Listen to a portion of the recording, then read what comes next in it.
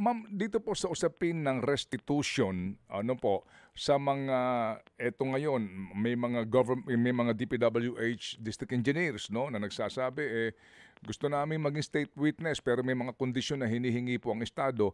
Pwede ho bang separately maghain na kayo ngayon ng forfeiture case kasi inaamin naman nila na nagnakaw sila.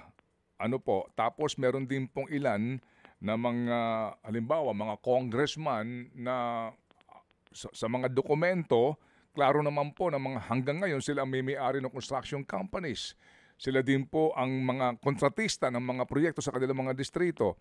Pwede ho bang na kaagad roon, makapaghain na kaagad-agad para po hindi na mahirapan kasi hindi po ito, kasi yung forfeiture parang baka may debate pa ron. Pero kapag restitution, baka may debate pa sila matagal. Itong forfeiture, mukhang mas madaling proseso. Opo.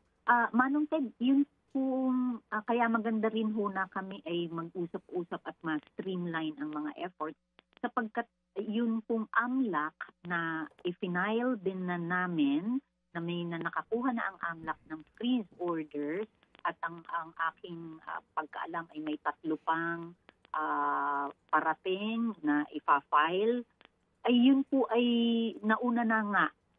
Meron lang pong confidentiality requirement, kaya hindi po namin na mabanggit ng AMLAC kung sino-sino. Pero may mga freeze orders na po.